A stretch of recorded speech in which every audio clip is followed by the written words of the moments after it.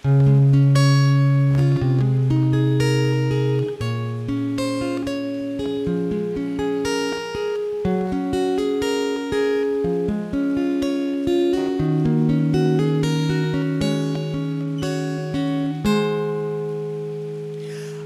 kalibutan pagkaroon, puno sa kadautan, tungod sa mga katawhan, nagpagalong sa dautan.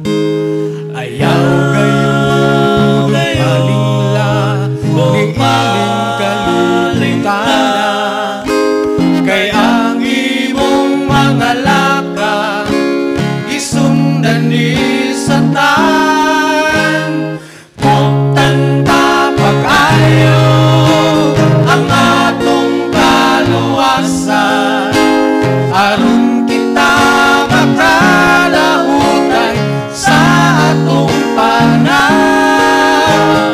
Ayaw tan-aw sa imong isip na tao, hinuon mao'y tanawa ang imong Ginoo.